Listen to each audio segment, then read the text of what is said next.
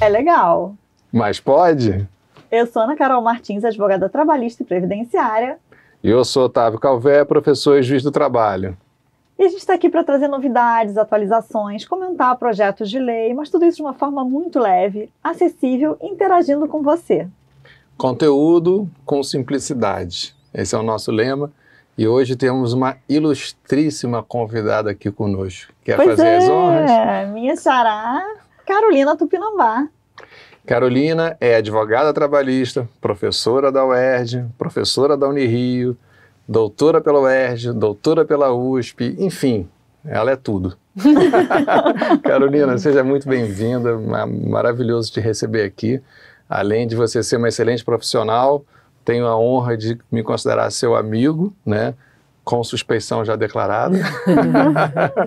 E fique muito à vontade para a gente bater o nosso papo hoje. Muito obrigada, pessoal. Honra toda minha ter conhecido pessoalmente aqui a minha xará, que eu tenho acompanhado o programa de vocês. Eu acho que tem muito a ver com a minha vibe de falar simples, coisas que às vezes as pessoas imaginam que é complicado e não tem nada de complicado. E qual é o tema que a gente separou para hoje, Carol? Então, 2 mulheres no programa, Carol em dose dupla. Eu, minoria total. O tema hoje vai ser mulheres, por que não? Vamos trabalhar aí a questão dos direitos das mulheres, as proteções trabalhistas, né? As novidades, enfim. É isso, porque assim, a gente sabe que a isonomia, o que é a isonomia, né? É tratar igualmente as pessoas iguais e desigualmente os desiguais na medida das suas desigualdades. Uhum. E quando a gente fala de mulheres, realmente há peculiaridades, né? Principalmente em relação à maternidade, né? Você que é mãe sabe que não é nada simples, então a gente trouxe aqui essas questões legais, realmente, e para a gente discutir o que é legal, o que pode, o que não pode. A gente vai começar por onde? A parte da maternidade? Então, na verdade, assim, a CLT ela já começa fazendo algumas vedações àquela possibilidade de discriminação, né? Em anúncio de emprego, de vaga, em contratação, em processo seletivo, em concurso. Isso. Então, assim, salvo, e ela faz sempre uma ressalva, né? Quando a natureza do serviço, da atividade exigir, né? Então, se a natureza da atividade não exigir, regra geral é que não pode haver uma distinção em função de se tratar de distinção de gênero, né? Se tratar de uma mulher, enfim.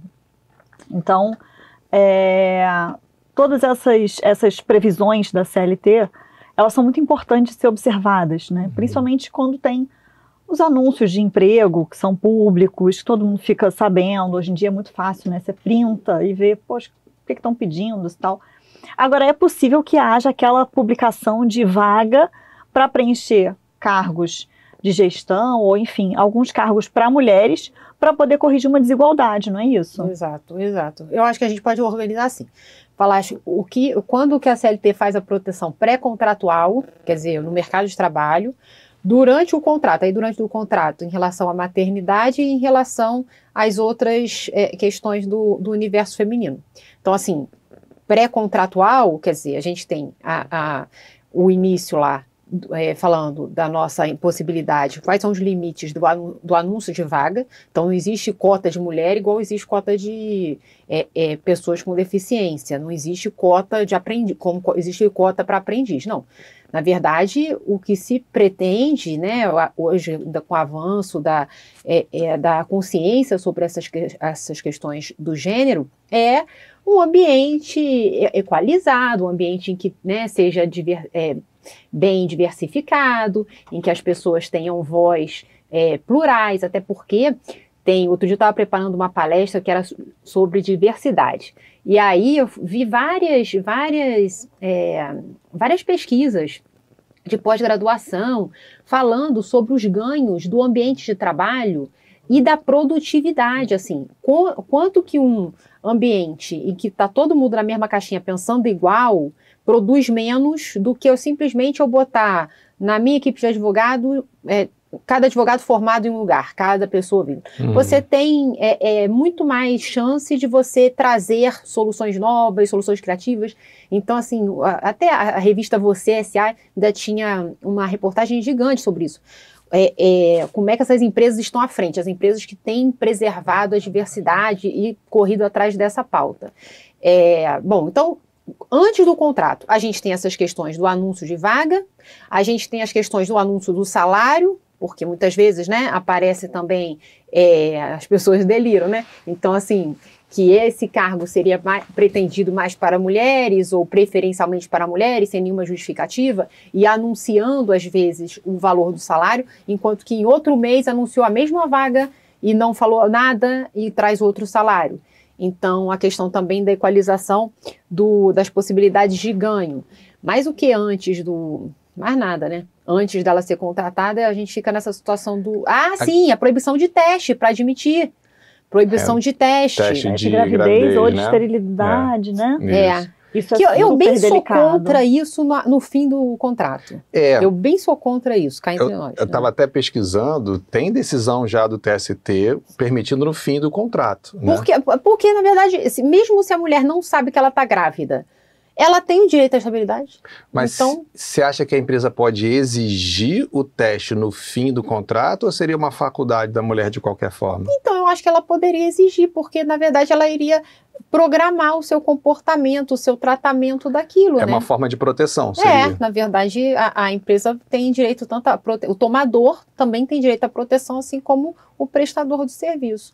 Então, se ela está obrigada a tantas questões, né, de retorno do trabalho ou até de indenização do período que essa pessoa vai descobrir que está grávida, vai ajuizar a ação, já acabou o período de estabilidade e a empresa vai simplesmente ter que indenizar uma baba, sem poder ter aproveitado essa mão de obra. Então, acho até que poderia ser uma exigência. Muito interessante. Agora, assim, voltando para o início, você acha que uma empresa hoje, ela tem perigo de sofrer alguma ação na Justiça do Trabalho por ter um quadro que não reflete essa diversidade? Com certeza. Especialmente na questão de gênero, assim. Eu acho com certeza. Tem uns projetos de lei dessa história, né? De você agora começar alguns projetos de lei para você contabilizar o número de empregados e empregados com carteira assinada. Mas fora isso, eu já vi no Ministério Público do Trabalho, eu não me lembro, não sei se era Goiás, no interior. Eu acho que foi uma empresa que era corretora da XP, não foi? Que tirou uma foto assim de todo mundo. Que todo mundo aparecia, que era uma coisa meio doida. Todo mundo, e tinha, não sei se tinha 3 mulheres, uma mulher. E acho que também a questão de raça também, acho que também foi levantado, não me lembro. Eu não me lembro, eu lembro que da foto era um bando de macho, né? Tinha essa situação. Aí, então, eu acho que, na verdade... Já é uma preocupação, assim, não que seja uma coisa absoluta, né? Não. Assim, não tem uma lei dizendo que eu tenho que ter lá quantidades iguais, mas é uma questão de razoabilidade, né? E é um viés reputacional também, pega mal, né? Tanto é que a gente lembra, você vê, é um caso que, sei lá, já tem tempo pra caramba. Mas a gente lembra. Às vezes agora para organizar, né, coisa, evento acadêmico, se bota só homem, só mulher, verdade. Nossa senhora. É verdade. Então... Porque também só perde o telespectador, o auditório. Realmente, um lugar que só tem mulher falando, meu Deus do céu. Um lugar que só tem homem falando. Entendeu? É aquela história. Quem perde é o destinatário, é o interlocutor. É bom que haja essa Não, sem dúvida. Agora, assim, na sua experiência como advogada, assim, você vê na prática pessoas que não conseguem o emprego por discriminação, pela questão de gênero? Isso já chegou a você algum caso assim prático? Não, só me chegou durante. A pessoa achar, foi um amigo, porque a pessoa cismou que tinha sido demitida porque era mulher, que ia o ambiente, que o chefe, que tinha um assédio moral, que não sei das coisas. Daí eu ajuizei a ação e eu mesmo estava tão convencida e o juiz se convenceu. E o juiz deu de cara, liminar para ela ser reintegrada. É uma reintegração doida essa da lei da discriminação, né? Porque, assim, fala, ou você quer a reintegração, ou você quer o dobro do salário do período de afastamento, que ninguém... A indenização dobrada. Uma coisa doida. Aí, muito bem. E aí, eu pedi, eu que estava torcendo pela indenização dobrada, mas pedi para ficar bonito a reintegração. E o juiz deu. Aí, mas de boa fé também, eu também estava acreditando, todos nós. Chegou na audiência de instrução, meu Deus do céu, vergonha. Porque... Assim, um monte de gente tinha sido demitido na época.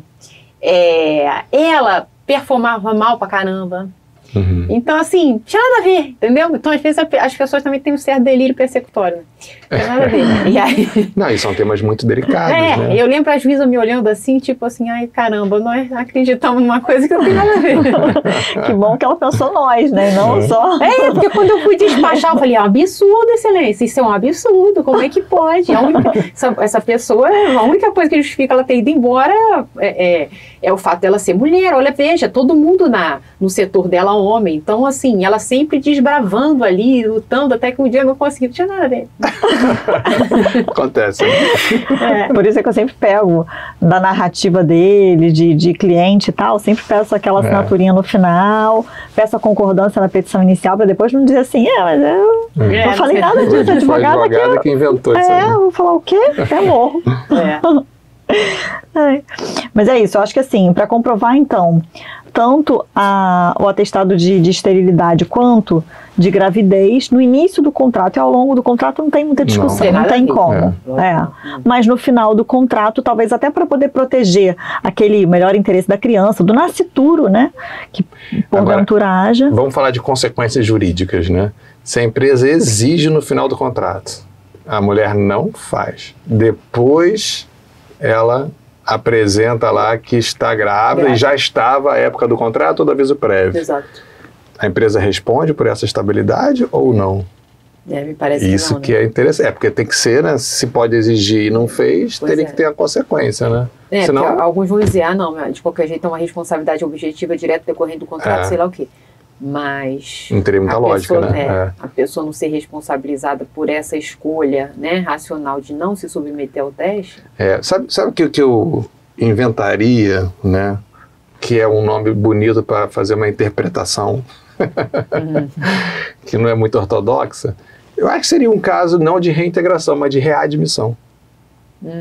Tipo, se você não fez na época, eu não posso dizer que na época você já estava grávida. Agora, se você apresentar realmente grávida, que volta a partir de agora. Eu não posso pagar até agora porque eu não fiz nada de errado, né? Assim.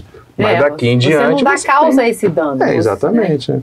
Mas daqui em diante, está grávida, ok, vamos dar a proteção daqui em diante. Acho que seria um meio termo aí, talvez, interessante, né? Mas... Agora, para o Supremo, é engraçado que a única coisa que eu acho que o Supremo é totalmente fechado, né? Ele é totalmente pactuado com o princípio da proteção do trabalho. Se a mulher não sabe, se ela, sei lá, estava... a história do bebê prematuro, a história de mais quem? Do lugar insalubre. Então, assim, a proteção, a maternidade pelo Supremo... Agora, a estabilidade no contrato a termo, estabilidade no contrato a termo, né? Meu Deus do céu. Essa me surpreendeu, assim. Porque, realmente, você entra já com tudo planejado. O Supremo que tem levantado direto a bandeira da autonomia e da vontade. Então, você entra num contrato sabendo que o prazo máximo dele vai ser 2 anos. E aí, você projetar no tempo por conta da maternidade... Então, essa da readmissão para o Supremo, acho que não vai colar. O Supremo ia botar, vem para trás, vem para sempre. Eu acho que, assim, conhecendo esses trabalhos como a gente conhece, a grande chance é do empregador ser condenado de qualquer forma, né? De qualquer forma. É mais para ele ter uma espécie de possibilidade de prevenção para não levar esse susto depois, né? Exato. Mas acho que a mulher não perderia nenhum direito caso não fizesse o exame, né? Acho que seria por aí. E vamos esclarecer essa situação, a última decisão, essa decisão recente do Supremo, foi bem interessante, gente. Para quem tem encargo comissionado ou contrato com prazo determinado na administração pública, fica, quando há uma gestação, ainda que se considere, né, a precariedade daquele vínculo, ainda assim vai se entender que aquele trabalhador, aquela trabalhadora, ela tem direito, sim, à estabilidade, à garantia no emprego e também à licença maternidade, né? Por 5 meses. Que foi na linha do que o TST já falava, né, Carol? Isso, já falava.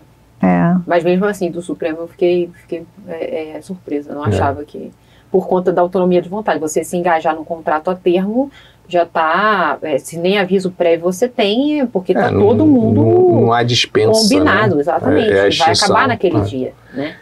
Agora, o próprio TST já abriu uma exceção, né? Lá no trabalho temporário, né? Sim, que é eu acho que é o único IAC do TST, não sei se é o único, mas acho que sim. Reinou sozinho durante algum tempo.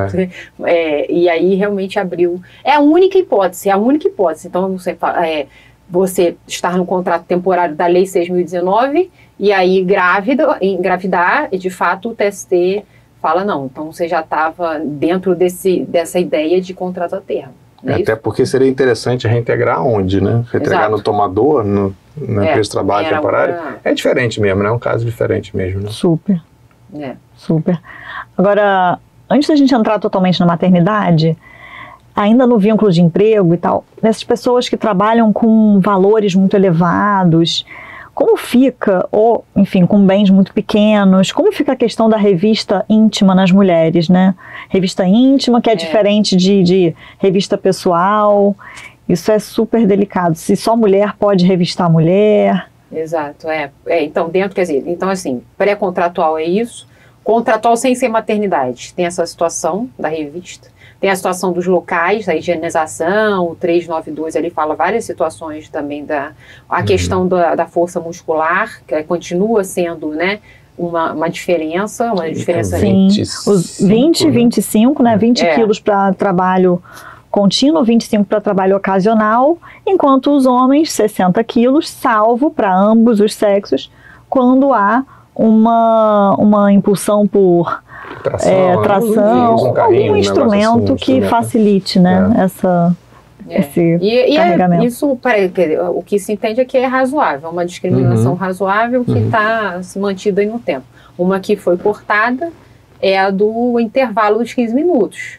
Aquele intervalo dos 15 minutos antes de começar a fazer horas extras, na verdade, conta-se a lenda que era um tempinho que a mulherada tinha para ligar para o marido e perguntar se podia ficar mais. É mesmo? Não sabia dessa questão histórica, então, posso ficar mais? E aí, quer dizer, o Supremo, no primeiro momento, falou que era constitucional, né, o ministro Toffoli, aí depois anulou o julgamento por uma questão formal, e nisso vem a reforma acabando com o intervalo dos 15 minutos.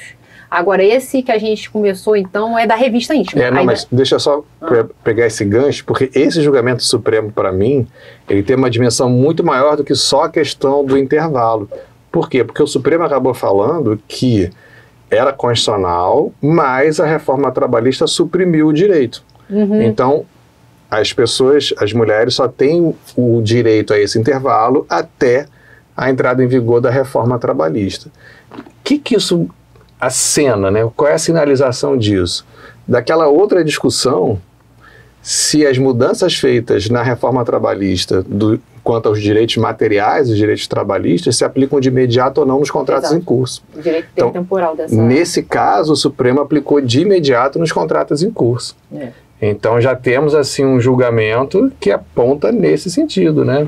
E o TST ainda está discutindo essa questão, né? O TST está patinando com isso porque já tem divergência turmária e isso ainda não consegue... ainda não resolveu, né? Para resolver. Mas tem isso. E aí, a nossa situação era da revista. Aí da revista íntima. Aí na verdade, no início, eu acho que o MPT foi com tudo com essa história, porque de fato, eu acho que isso vem muito daquelas ações públicas das empresas... não sei, de lingerie, você, né? Eu cheguei a jogar uma dessas, era pesado mesmo. Então a pessoa tinha que se despir para ver se levou a peça íntima ou não. E aí isso foi escalonando até que o TST fez uma interpretação super minimalista disso, falando assim, não, é só quando encosta. E a própria CLT no 393 não fala, no 373 não fala nada de que encosta ou não deixa de encostar. Eu lembro que na época o Ministério Público chegou a fazer uma nota, publicizou o entendimento de alguma forma, mostrando que não, que o simples fato de olhar, né, de invadir o espaço do outro já caracterizaria a revista íntima. Porque pro MPT não pode nem revista pessoal, na bolsa nem da mulher. Bolsa, lógico. Eles acham que é muito invasivo, pode aparecer ali alguma coisa pessoal da mulher. Isso pro MPT, né? Pro MPT. Mas a Justiça do Trabalho, não abarcou essa lembra aquele primeira jornada de não sei o que dos enunciados de Justiça do Trabalho? Sim. Teve um enunciado lá da Ana Matra, acho que era o 15. Mas esse que falava assim, só de olhar também. Mas esse enunciado não vale pra nada. Mas dá uma coisa assim.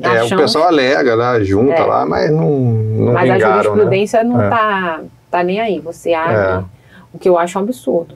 Porque, na verdade... É uma extensão da sua privacidade, né? É lógico, não Agora, justifica. Para fazer uma defesazinha aqui minha, né? Para homem também, né? Homem também não pode saber revista íntima. Homem é mesmo. Nesse aspecto, eu acho que veio para as mulheres por conta desses casos clássicos, porque o mercado também sempre foi muito masculino. E aí a inserção da mulher no mercado fazia com que ela sofresse mais esses abusos, né? Mas é óbvio que também os homens têm esses direitos fundamentais, né? Não, eu lembro que tinha um procedimento na Casa da Moeda. Lembro. Nossa, que era um escândalo. Tinha que homens agachar. E mulheres. Passar atrás de um vidro, todo mundo agachado em fila. É uma confusão. Foi, né? E aí não tinha homem nem mulher que resistia a uma maluquice daquela. E esse é o grande exemplo, né? De que você tem que usar o princípio da proporcionalidade, né? Você não pode matar passarinho com um tiro de canhão, né? Aquela imagem célebre. Tem outros meios menos invasivos para você conseguir os mesmos resultados, né? Lógico. Então, assim, é uma questão realmente de usar a proporcionalidade. Quanto mais uma instituição como a Casa da Moeda ou uma grande fábrica, indústrias, eles têm como colocar câmera, seguranças, é isso, né? Formas de segurança que não sejam tão invasivas quanto... E esse papo também, eu já condenei a empresa quando ela veio com a defesa assim, mas é homem revistando homem, mulher revistando mulher, para mim é a mesma coisa. Lógico. Sabe, porque você é do mesmo sexo, eu vou me expor, minha intimidade.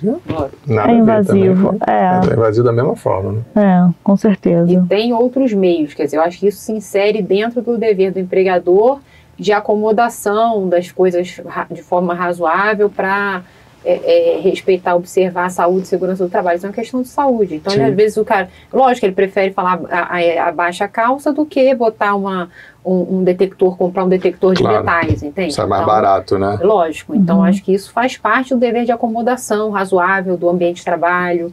Não existe isso. Mas a Justiça do Trabalho é muito mansa com essas histórias, né? Inclusive com os valores, né? Das indenizações, muito baixo. E quando vem? Porque se entende que o íntimo é só realmente, às vezes, com um toque. Essa questão dos valores do dano moral, assim, eu posso falar porque eu estava lá, né? Quando isso começou na Justiça do Trabalho, eram valores estratosféricos, né? Assim, o pessoal pedia meio com aquela cultura americana, né? Vamos jogar valor lá em cima.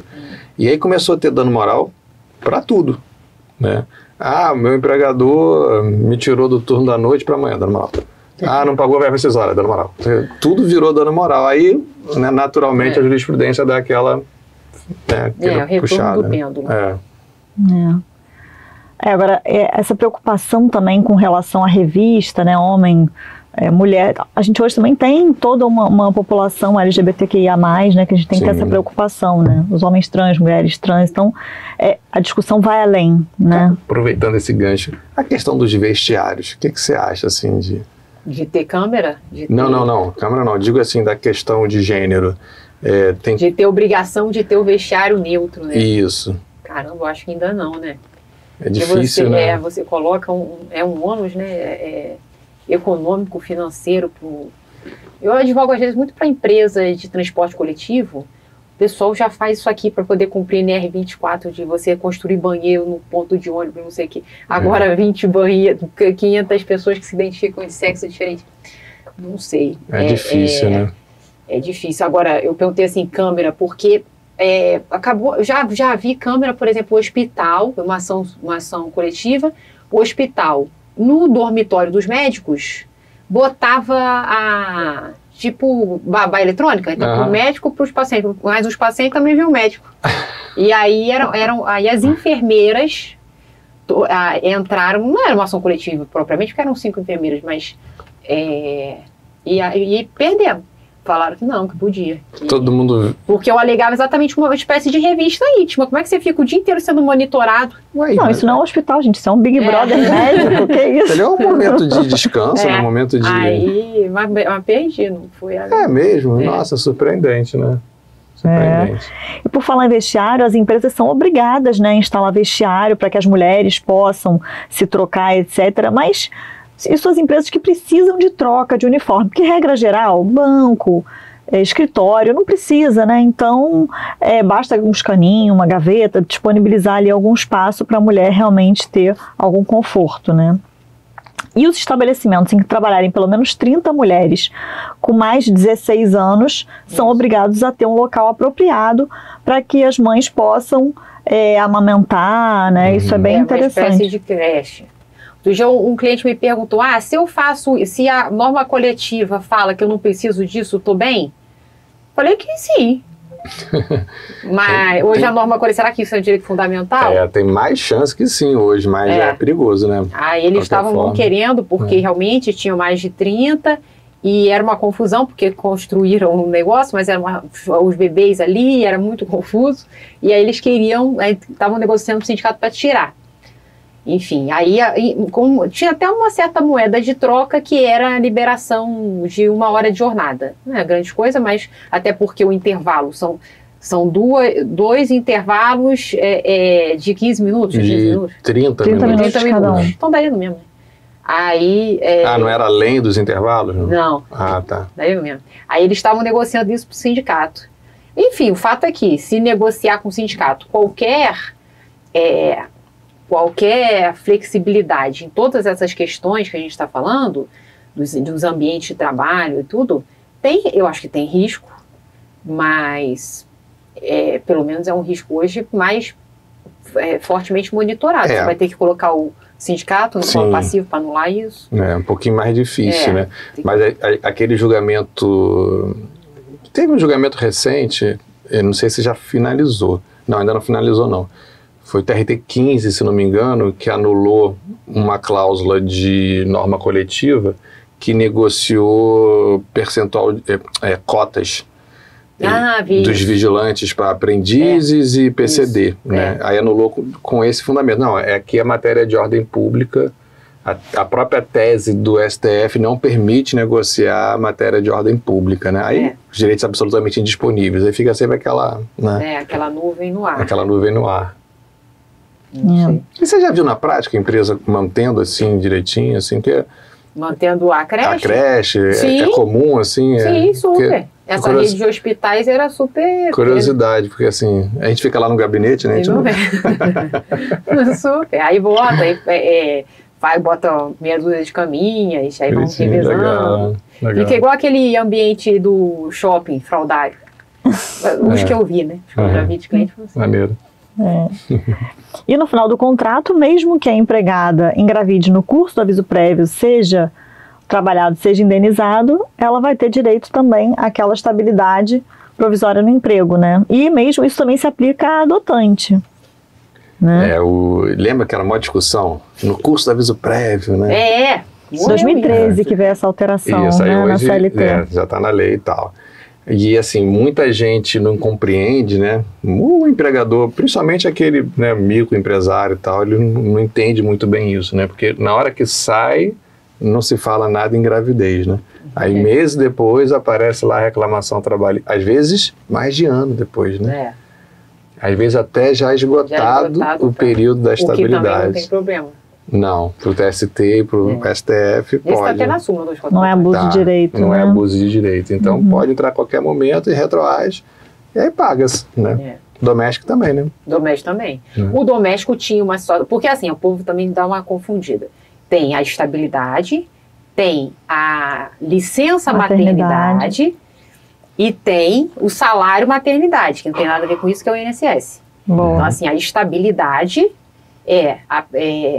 desde a confirmação da gravidez da confirmação, até 5 meses após o parto. Essa estabilidade, me parece que ela também recebe as bênçãos da decisão lá do Fachin, que fala se ficar todo mundo no hospital, bebê prematuro, bebê que nasce com problema, né? Tem essa situação. Então, essa situação, ele fala em relação à estabilidade, mas me parece que em relação à licença, aliás, ele fala em relação à licença, mas me parece que também em relação à estabilidade acaba se projetando, porque a pessoa licenciada ela não pode também ser demitida. Então, Uma coisa é a estabilidade, 5 meses. Bom, outra coisa é a licença. A licença nasceu 120 dias. A gente tem as empresas que ganham os 180 dias, do pessoal que teve aquele Aedes aegypti, e aí nasceu com problema neurológico. Para essas crianças, a licença fica de 180 dias. Para as crianças que nasceram também com algum problema, que fiquem no hospital, ela vai começar a contar a licença da alta da criança ou da mãe. Sim. O que aconteceu por depois. último, né? E tem aquele programa... Empresa Cidadã. Empresa Cidadã, que você também aumenta 60 dias desse prazo, se você tiver o carimbo lá, o registro fiscal lá como empresa cidadã. Então, isso vai ser a licença. E a outra coisa que não tem nada a ver com a história é o salário maternidade, que é o INSS que paga, que tinha várias questões em relação ao doméstico. Aí vem a emenda 72 e mata isso. Então, o doméstico tem total direito a toda a situação da estabilidade, da licença e do salário maternidade. E eu acho que é esse trio parada dura aí. Licença, estabilidade e salário maternidade. Salário maternidade está fora da nossa história porque é o INSS. E é toda hora o INSS levantando a mão e falar assim, caramba, não tem nada com isso. Porque, por exemplo, a história da trabalho local insalubre. O Supremo veio e falou assim, não, nenhum grau de salubridade vai ser admitido. Então, significa eu ficar grávida e imediatamente, se eu trabalho, por exemplo, numa clínica médica que tenha insalubridade pequena qualquer, eu vou estar afastado. Vou estar afastado do dia da confirmação da gravidez até, imagina se tiver qualquer problema com a criança, meu Deus, até o final da licença eu vou estar afastado. E nos primeiros momentos disso, as empresas chegaram para o INSS e falaram, estamos afastando, mas estamos nos creditando aqui. O INSS, eu não tenho nada com isso. Essa situação da insalubridade, o Supremo declarou a interpretação conforme ali, se vira. Hoje o INSS já é obrigado a pagar. Porque já tinha para gravidez de risco, se não me engano, né? Tinha. Que aí já saía antes de licença, aí já recebia. Agora, para essa situação foi bem estressante na época também. Foi, né? o povo ficou desesperado, porque ia ter que botar... Porque aí você tinha assim, você pode trocar a função da mulher, botar ela em teletrabalho, mas algumas áreas não tinham como. Não tinha como fazer. Vê se eu estou pensando errado também. Se essa conta ficasse pro empregador, isso poderia gerar um efeito reverso discriminatório, né? Lógico. É mais uma dificuldade, né, para a inserção no mercado. Não, né? O principal problema disso é rede de hospital. Então, quer dizer, e o que tem acontecido? Outro dia fizeram uma pesquisa na FGV, esse cliente diretor do hospital veio me mostrar o quanto que nas faculdades de enfermagem o público era 80% feminino. Hoje, o público o público de ingresso, 30% feminino. Por quê? Porque a enfermeira se forma e o hospital fala assim, vou contratar? Porque no dia que ela tiver qualquer chance de estar grávida, acabou, tem que afastar. Ele fala assim, eu vou botar essa enfermeira sendo enfermeira em casa de quem? Dela mesma? Então, tá bom, agora eu me acredito em relação ao INSS. Beleza, mas pode ser 1 ano, 2 anos dessa pessoa afastada. E eu tenho que contratar mais gente. Então, eu vou ter na minha folha uma penca de gente afastada. Então, isso está prejudicando demais a contratação da enfermagem feminina. E quem está sentindo isso já? As faculdades, o curso de graduação. Coisa louca, né? Loucura, né? Por isso que, assim, esse tipo de decisão, né, que envolve um custo social, eu sempre falo assim, isso realmente é para o poder legislativo, assim.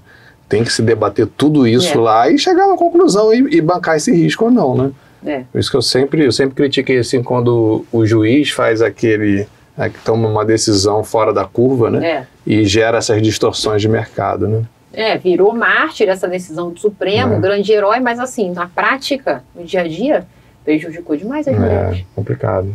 O empregador fica super ressabiado, até porque a reforma, eu tinha a leitura positiva da reforma, no sentido de que ela falava assim, olha, quando for um grau leve, e assim, o atestado não precisa ser do médico da empresa, é o atestado do médico de confiança da pessoa, meu Deus. Então, quer dizer, o meu médico fala, eu estou trabalhando, sei lá, na recepção ali do Copa Star, de salto alto, de cílio postiço, não tem nem contato com o doente. Então, puxa, aí eu vou ser discriminado no mercado de trabalho, porque o sujeito não vai querer me contratar, porque mesmo quem está ali na recepção, lógico, se você está no prédio do hospital, você tem insalubridade, ainda que seja grau diferente por setor. Então, e aí você vê o crescimento nas formaturas hoje, cursos de enfermagem, que quase não tinham homens, que também é bom para os homens, né? Quase não tinham homens, porque era uma ideia assim, até assim, a nova perspectiva disso, porque a gente sempre tem a sensação de que essas profissões de cuidado, a secretária, a babá, a enfermeira, ela é muito relacionada com esse dom maternal da mulher, né? Que hoje também está indo meio que para o brejo, porque muitas vezes os homens são tão mais maternais do que as mulheres inseridas no mercado.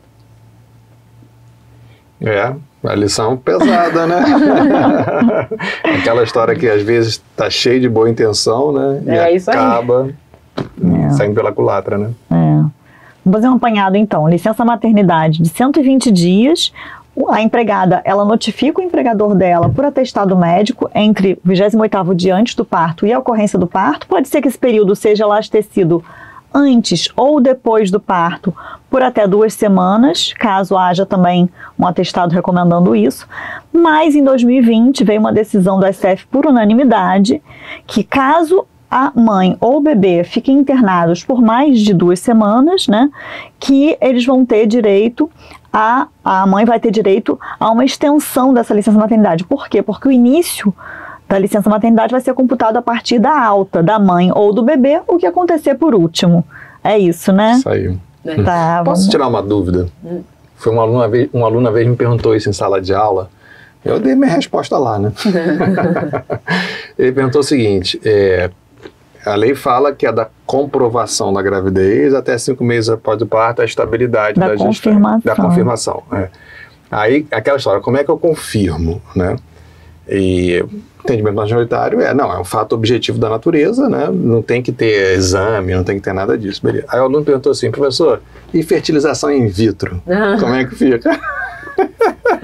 Porque aí tem a data certa, né? Aí sabe exatamente a data certa. Eu falei para ele o seguinte, assim, fertilização in vitro, vê se tem lógica, né? Você fecunda no laboratório, e você olha para a mulher e você fala, você não está grávida, né? Só quando faz a inserção. Quando implantar, aí quando ocorrer a nidação, aí sim você pode dizer, tá grávida, né? Então assim, depois disso eu fechei para mim a questão, é quando ocorre a nidação, ou seja, quando o óvulo desce das trompas de falópio,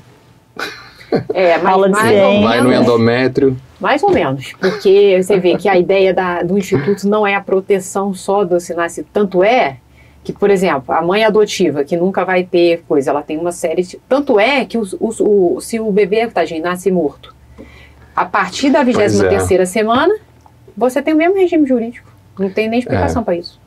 Se ele nasce antes, você tem 2 semanas só, se não me engano. Mas aí eu acho que dá para fazer uma diferenciação, porque antes seria o aborto espontâneo, né? E depois já tem que fazer parto para retirar o feto. Então, a lei fala da confirmação da gravidez até 5 meses após o parto, eu acho que a lei não estabelece se é parto com vida ou sem vida, né? Então, houve o parto, ok. Então, nós temos aí a projeção dos 5 meses após o parto.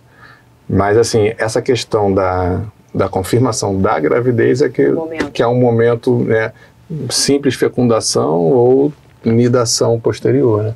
Aí eu sempre lembro dessa coisa o momento inicial da estabilidade, mesmo da licença da mãe adotante é da sentença de mérito que sai a adoção. Não é dela ganhar a guarda provisória. Uma vez eu vi isso na prática e fiquei meio passado. Mas a lei de benefício fala, é só quando sair a sentença de mérito da adoção. Então, puxa, nessa altura do campeonato, a mãe já está vivendo com a criança, a criança já está se formando. Porque até sair, né? Você lembra também que a lei antigamente, ela estabelecia períodos diferentes de licença conforme a idade da criança que era adotada, que absurdo, né? E quanto mais velha, menor o período, né? Assim, aumentava a discriminação, né? É uma loucura isso. Eu acho que acabou isso, foi o Estatuto da Criança e Adolescente. Ixi, não me lembro mais, mas é coisa antiga, né? E aí tinha uns intervalos, tinha uma tabelinha mesmo. Mais o quê? Questões interessantes, hein? A mãe biológica tem o filho, tem a licença maternidade, ela usufrui da licença maternidade e depois o filho vai para a adoção. Será que essa mãe adotante vai ter direito também a licença maternidade, a usufruir da licença maternidade? Já se entendeu que sim. Isso é bem interessante, né? Que é também para a própria mãe adotiva também criar um vínculo com aquela criança. Acho que isso tem até regulamentação naquele decreto da lei de benefício. Que não configura. Outra coisa interessante também, a mãe morreu e tem um cuidador da criança. Esse cuidador ganha licença. Sim. Acho que é no mesmo normativo. Isso é na 8.213. Então, algum decreto que regulamenta a lei de benefício. Acho que nela tem na lei de benefício também? Tem com relação, não a esse tema específico, mas no decreto fala outros assuntos que ele regulamenta. Por exemplo, se forem adotadas 2 crianças, ela vai ter direito a 2? Não dobra. Isso é bem interessante também. Não vai ter direito ao dobro, né, de período de licença maternidade, nada disso, né? Se for um casal, enfim, né, adotando e tudo mais, só um vai poder usufruir da licença. Isso é importante de falar, né? Mas se for uma situação em que haja a morte de um dos pais, né? E aí, naturalmente, vai acontecer de um dos cuidadores, vai acontecer de sabe que agora em vários países já tem essa divisão da licença maternidade. Sabe disso, né? Aí dá um pouquinho pro pai. Então, assim, a gente tem direito a 8 meses. Tem uns países sim, a gente pode até negociar, não é isso? Explica pro uma pessoal. vez eu vi num acordo coletivo aqui, no Brasil, né, mas aí dentro do período de licença, dos 120 dias, que poderiam, então, a mãe renunciar ao pai da mesma empresa. Vida que seguiu, nem chegou a ser questionada em juízo, vida que seguiu. Mas isso é objeto de legislação em termos de direito comparado. Você ter um período mais longo, até mais curto, mas a grande maioria dos países tem, assim, principalmente no norte europeu, um período um pouco mais longo, que vai além desses 120 dias, e que os cuidadores conseguem combinar, que a mãe vai ficar 3 semanas, o pai 4, enfim, eles vão ratear. Vai revezando, essa licença. Porque é cruel, né? Assim, a gente ainda tem hoje esse problema da dupla jornada para a mulher, né? A mulher tem que fazer tudo que o homem faz, tem que ser profissional, tem que estudar igual, tem que ir para a rua. Fazer unha, luz no cabelo. E o pai, gente, fica com 5 dias, né, Otávio? Dá pra curtir muito nada. Pouco. Não cria vínculo. Mas tá bom. Tô brincando. Mas eu sempre achei isso estranho também, assim, essa coisa de você não poder, né, usufruir tanto ali daqueles primeiros momentos. Eu senti isso na época, né? Gostaria de ter tido mais tempo ali naquele convívio inicial, né? Mas, enfim, isso talvez seja uma questão de gênero estrutural da nossa sociedade, né? Que ainda se reflete na legislação, né? Eu não sei de nenhum projeto, de nada assim, nunca vi. Só vi essa norma coletiva, mas assim, era tão rara para usar, porque os dois tinham que trabalhar na mesma empresa. Então, nem deu muita graça. E, na verdade, a licença paternidade, ela ainda está lá no ADCT, né? Pois é. Provisória ainda, aqueles 5 dias e está parado lá, né? E aí o entendimento é que aquele 1 dia da CLT aumentou para 5. Né? Exato. Não é nem 1 mais 5. Né? Poderia ser, mas está ali à espera de uma lei que pudesse vir regulamentando, que seria até simples. Então, e jogar pra... E dar mais um benefício previdenciário lá, mas para o homem, né? Enfim. Uma questão que eu queria trazer para vocês é que o 394, o artigo 394 da CLT, fala que mediante atestado médico, se comprovar que aquela gestação ou aquele ambiente de trabalho pode ser prejudicial à gestação, a mãe pode considerar o contrato rescindido. E a lei fala, na verdade, assim, olha, romper o compromisso, que eu acho super delicado, né? Romper o compromisso resultante do contrato de trabalho, se ele for, então, prejudicial à gestação. Romper o compromisso é o quê? É rescisão indireta? Ninguém sabe, né?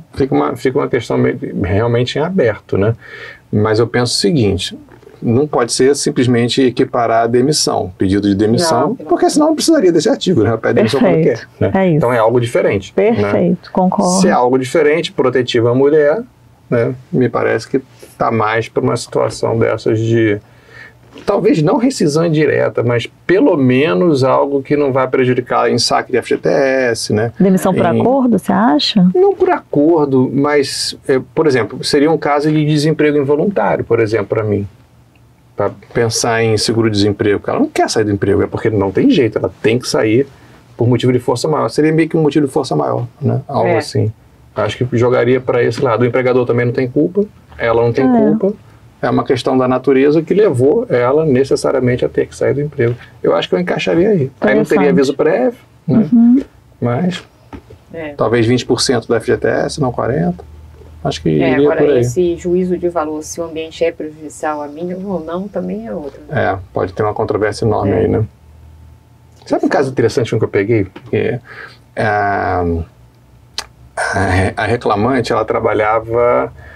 marinha mercante, né? Trabalhava embarcada, ficava meses, né, no navio. E aí ela ficou grávida e não sabia. Aí no meio de uma dessas viagens, lá no meio do oceano mesmo, ela passou mal. Aí tiveram que desviar a rota, né, para o lugar mais próximo. Levou assim semanas para chegar no lugar mais próximo, ela passando mal, né? E a partir dali ficou aquela coisa. A empresa falou, olha, né? Não dá mais para você embarcar, né? Assim, só esse desvio de rota aqui custou $300 mil, né? E não só isso, a questão da sua saúde e do bebê, né? Assim, se você está lá no meio do oceano, passa mal, não tem hospital, não chegava nem helicóptero, de tão no meio do oceano que era, entendeu? E aí ficou essa discussão, né? Ela entrou com a ação, a empresa deixou ela em terra e retirou aquela parte do salário que se ganha por estar embarcado, né? Aí ficou uma discussão, tem direito ao salário, não tem direito ao salário? Salário e condição, não. Salário e condição, mas ela falou, olha, mas eu não posso ser prejudicada pela maternidade, né? Eu quero trabalhar. Não, e a própria CLT, quando ela manda o negócio da insalubridade, que ela fala. Ela fala, você vai sair do local insalubre, continua ganha adicional. Hoje tem isso. Verdade. Então, ficou uma discussão lá, fizeram acordo no final das contas e ela continuou trabalhando, deu tudo certo. Mas são situações assim que a gente não imagina, né? São bem delicadas. Essa do adicional de insalubridade é interessante, porque veio em 2017 essa alteração, né? Foi com a 13467, com a reforma trabalhista, né? Isso, então, atividade em grau máximo, enquanto durar a gestação, a empregada vai ser afastada. Se for insalubridade em grau médio ou mínimo, quando ela apresentar um atestado de saúde, aí foi isso que você falou, né? Emitido por um médico de confiança da mulher, o que é um pouquinho delicado, porque a própria lei fala, né? Emitido por um médico de confiança da mulher. E aí deu aquela polêmica enorme, né? Constitucional, né? Constitucional. Sim, ficou... mas tá aqui. Não, mas aí teve julgamento no Supremo. Teve? E o Supremo disse que é tudo inconstitucional. Então, hoje caiu, qualquer grau, Carol, morreu. Qualquer grau. E mesmo na amamentação também, na lactação. A mãe lactante, ela não pode ter, então, contato nenhum. Nada. Lactante ou... Fica afastada. Gestante. Isso aí. Pode ser um chute, assim, totalmente sem noção, mas eu acho que é a DI 5930. Não vou lembrar o número. Eu acho. Eu tinha notado. Porque ficou muito falada. Qualquer grau. Agora, o que é doido é isso, ela continuar recebendo. A insalubridade. Caraca, a insalubridade. Ela se afasta, porque não pode porque não pode ter a insalubridade. E ganha a insalubridade para dar vida. É a ideia da Constituição de sem prejuízo do emprego do salário, né? Então, lá quando fala de licença maternidade, sem prejuízo do emprego do salário. Eu acho que isso foi um dos poucos artigos que eram favoráveis, bem favoráveis ao empregador da reforma. Esse negócio de continuar. Porque isso era polêmico, né? Tinha o empregador, assim, corria esse risco direto de não pagar. E fazia muito mais sentido, que era salário e condição. Aí, a partir do momento que foi para o texto... facilitou, né? O Supremo ainda, quando estabeleceu essa interpretação conforme, pegou e fez assim.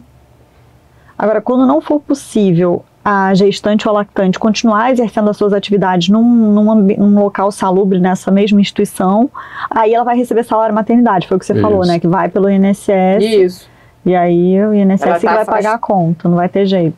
Acabou resolvendo bem porque não é o empregador que paga, né? Senão o empregador ia ser mais um motivo de discriminação, né? Mais um cuidado ali que ele teria para contratar a mulher, né?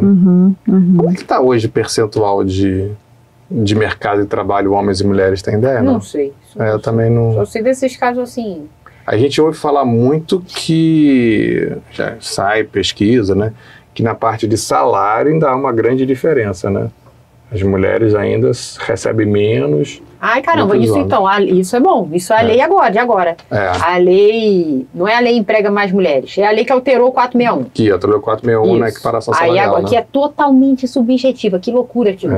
E o povo está desesperado, porque a multa é grande. Então a multa é 10 vezes para cá. Então, por exemplo, chegou aqui, nós somos professor do mesmo curso, aí tu tá ganhando 20 mil, eu tô ganhando 10 mil, presume-se, não que você saiba mais do que eu, mas que existe uma discriminação. Aí eu vou à justiça falando assim, ó, tem que ganhar a mesma coisa que o Otávio. Se fosse só por isso, eu colocava ali os requisitos 461, tava resolvido, se tivesse ou não tivesse. Mas não. Quando eu venho com essa história, eu desvio dos requisitos. Aí fica totalmente subjetivo, porque aí o 461 fala assim, passível então de multa 10 vezes o salário que eu deveria ganhar, ou seja, o do Otávio, o dobro do meu, e em dobro em caso de rescindência. Pesado, né? Aí as empresas perguntam assim, faz o quê para poder ficar compliance com isso? Porque tem gente ganhando diferente. A gente não sabe. E eu acho interessante, assim, que eu nunca vi, em 3 décadas de X-trabalho, uma alegação de equiparação salarial que esse fosse um fator relevante.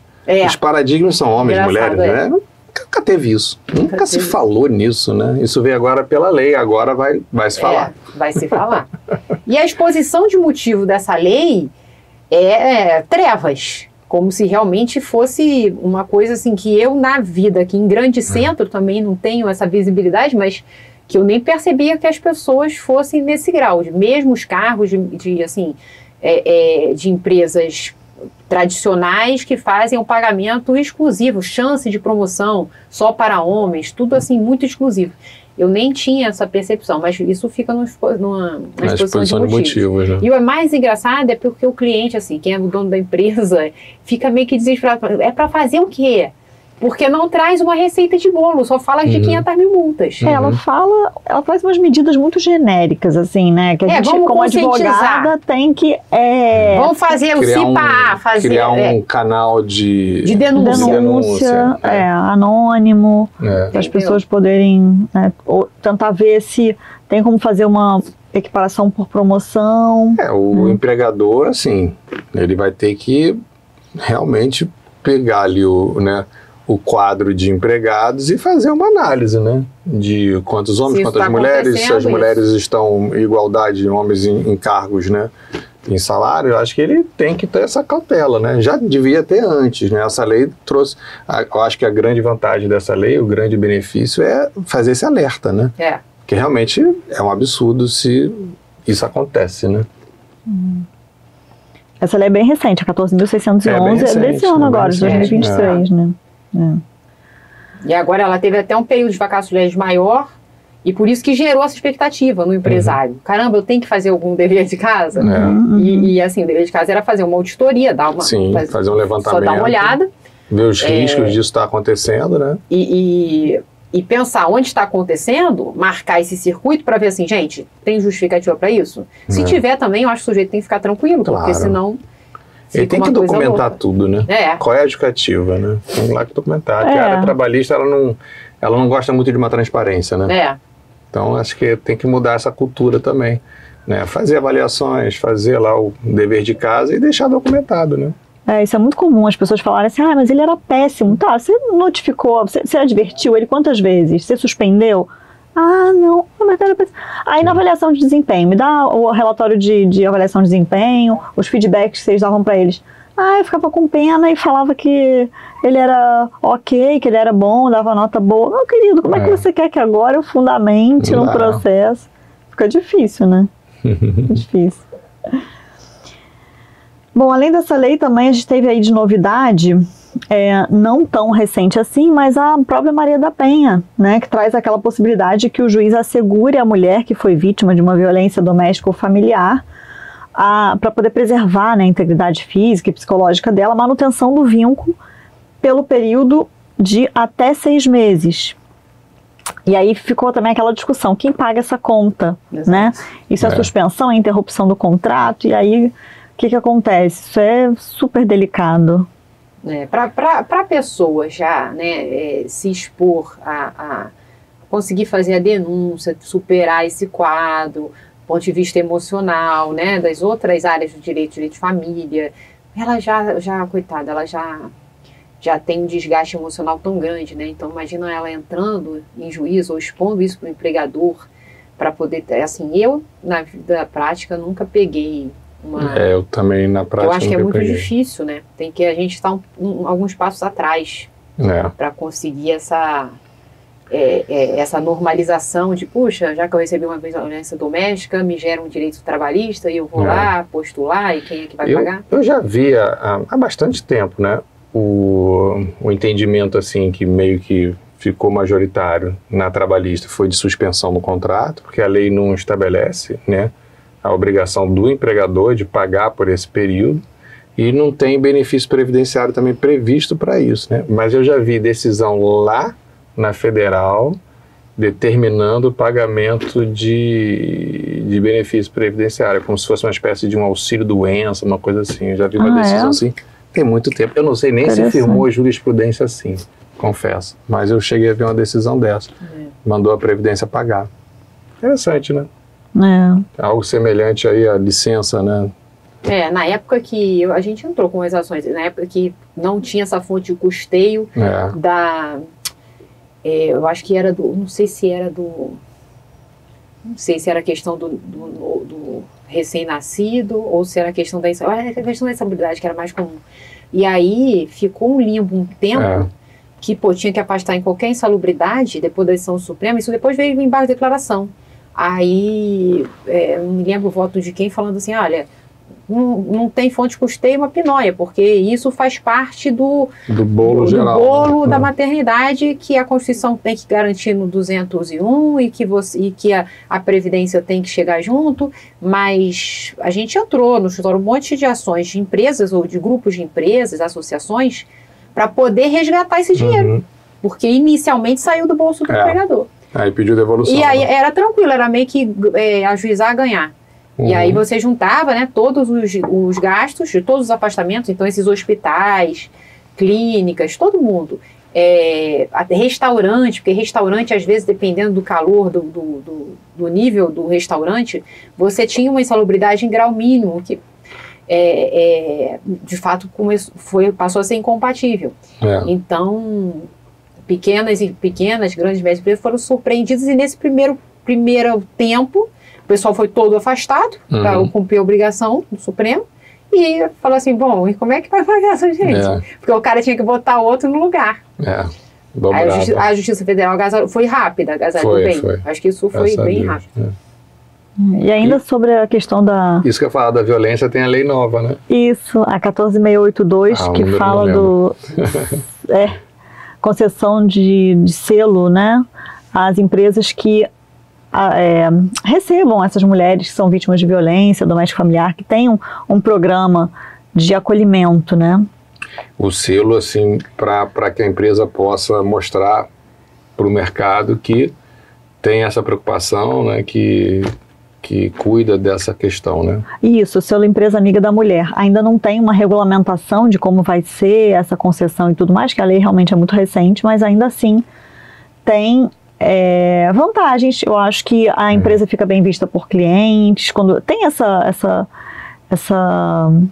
esse prêmio, digamos assim, né? Então, fica bem vista por legal, clientes. Né? Acho que é uma ideia bacana, né? Hoje tem surgido cada vez mais certificações ligadas à perspectiva social das empresas. Isso é muito compliance, né, Carol? Exato, não tem. Então, assim, a gente tinha alguns ISO, agora tem o ISO, acho que é 26.000, tem alguns ISO já que certificam bom tratamento, né? Que começa com aquela história de você precarizar a mão de obra, às vezes terceirizada, às vezes indireta de alguma forma, e isso começou a ser mal visto no mercado. Então, você trazer... E aí, no mercado mundial mesmo, quando você vê encontros de empresário, o pessoal falando, pô, não tem como eu comprar a roupa da empresa que está escravizando, a não sei o que, entendeu? O consumidor, ele é muito exigente nesses aspectos, né? Então, você tem algumas certificações sociais. Aí, às vezes, a pessoa procura, e é uma demanda diferente para o escritório de advocacia de hoje. O empresário procura, tudo bem, mas eu quero um programa para me certificar como empregador. Então, né, antigamente só trabalhar na Google que era bom, porque você sentava na melancia, via o teto, mas hoje em dia a pessoa está procurando... Tirava intervalo numa rede, jogava ping-pong no expediente. Exato. Então, hoje em dia está todo mundo tentando ser um pouquinho Google, né? E tem muito a ver também com a questão geracional, né? Lógico. Uma geração que está muito pouco... E também, se é maltratada, vai dar linha. O sujeito não fica ali... Não tem aquela resiliência do passado. 20 anos para ganhar um relógio de ouro. Tá fora. Sujeito. 20 anos esperando a promessa, relógio de ouro, depois não ganha, entra na justiça. Então, o cara, ele quer não só encontrar o valor social dele dentro daquele micromundo da empresa. Então, ele projeta aquilo, né, numa mini sociedade. Então, daí você tem essa vivência de diversidade, essa preocupação toda. E como ele também não está só atrás da contraprestação econômica, que historicamente é isso. A gente tem muita gente hoje que ingressa no mercado de trabalho em busca de bem-estar, de se sentir útil, de felicidade. Sentido. Na verdade, é um resgate filosófico lá do trabalho da antiguidade. Né? Aquela coisa de você se sentir, né, parte do todo e tal. Na verdade, se for ainda mais longe, o trabalho não era bem visto, né? Trabalho lá na antiguidade dos gregos era coisa de escravo, né? De quem não servia muito pro cosmos ali. Para quem não conseguia pensar, quem não conseguia filosofar, ia lá ia suar, né? Ia trabalhar. Tem essa coisa histórica.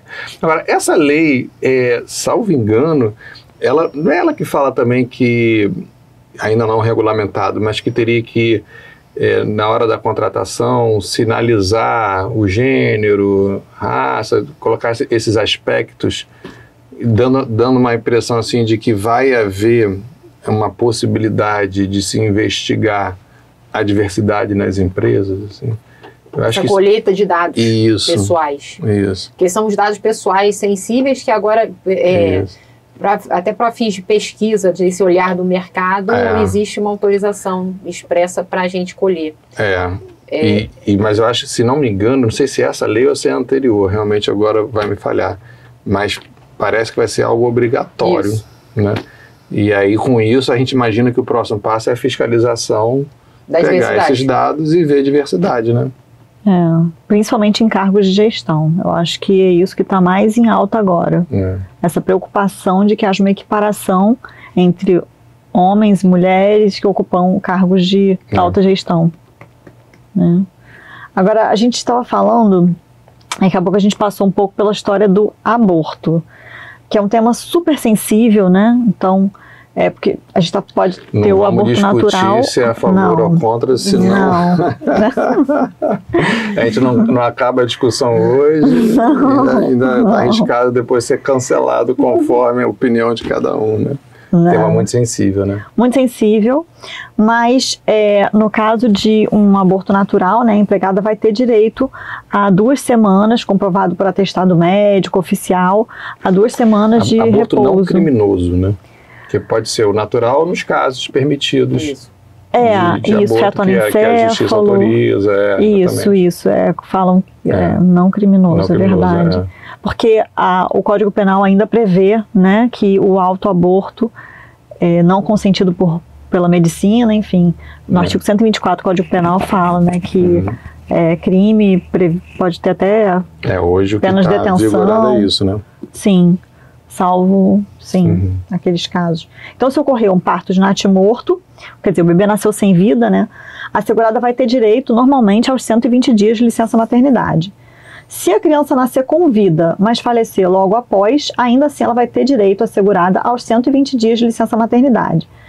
Mas se a segurada estava grávida e sofreu um aborto não criminoso, ela vai ter direito ao salário maternidade correspondente a 2 semanas. Já se ela estava grávida... 23ª semana. Isso. Já se ela estava gestante e provocou autoaborto, aí ela não vai ter direito a nenhum dia de repouso, né? Isso. Tá. Isso aí é um resumão importante para quem está assistindo a gente lembrar. Carol, assim, vamos deixar você com as palavras finais, né, para você fazer aí as suas considerações. Fique à vontade. Eu gostei muito de estar aqui com vocês, de conhecer a Carol pessoalmente. E esse papo também, eu acho que é um papo que dificilmente, às vezes fica muito tomado, né, pela emoção, pelo comprometimento com as pautas atuais, com as questões atuais.